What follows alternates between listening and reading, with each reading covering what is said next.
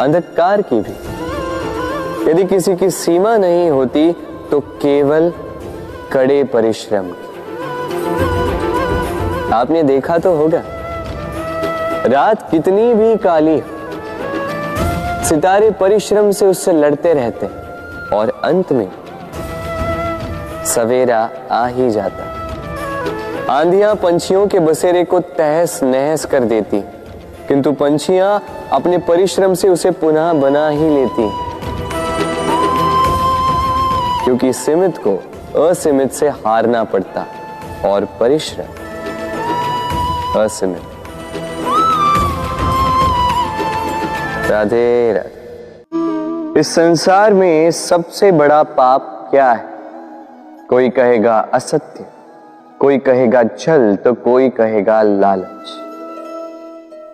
नहीं, संसार में सबसे बड़ा पाप है नारी का असम्मान, नारी का मान भंग करना। क्योंकि ये अपराध केवल नारी के शरीर को ही नहीं, उसके मन और उसके आत्मा पर भी प्रहार करती है।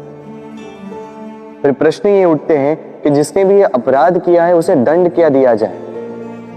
फिर कोई कहता है शारीरिक पीड़ा, कोई कहता है मृत्यु दंड। किंतु इस अपराध का दंड निश्चित करने से पूर्व क्या ये जानना महत्वपूर्ण नहीं है कि अपराधी है कौन? अब आप कहेंगे कि सरल सी बात है, वही पुरुष जिसने स्त्री का मान भंग किया। किंतु क्या ये पूर्णतः सत्य है? क्या स्वयं के अपमान के लिए, स्वयं के सम्मान को खोने के लिए कभी कभी नारी स्वयं उत्तरदायी नहीं हो सकती?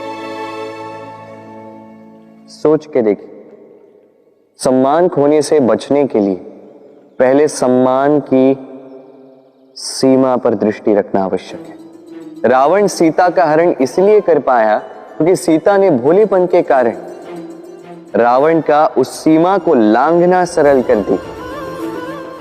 किंतु अशोक वाटिका में उसी सीता को रावण स्पर्श तक नहीं कर पाया, क्योंकि उसने रावण और उसके मध्य में तिनके की एक छोटी सी दीवार बना दी थी। जीवन में ना कहना सीखें। यदि कोई आपके सम्मान की सीमा को पार करने का प्रयास करे तो उसे वही रोकना सीखें। आपके ऊपर उठे पहले हाथ को, पहले कटाक्ष को वही रोक देना सीखें। फिर किसी पुरुष में साहस नहीं कि वो पुनः आपका अपमान करने का प्रयास भी कर सके, क्योंकि नारी जननी आराध्य है। तो स्वयं को निर्बल मानकर आप अपराधी ना बने। राधे राधे।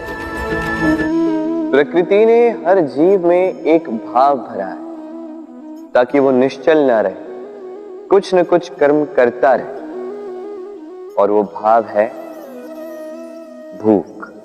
संसार में हर जीव, हर पशु पक्षी प्राणी परिश्रम करता रहता है अपनी इस भूख को मिटाने के लिए।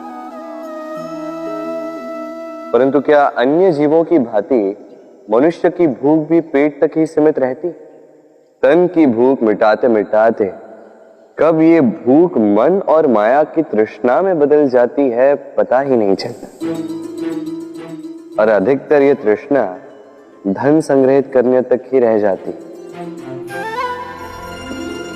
अपना जीवन जीना छोड़कर किसके लिए ये धन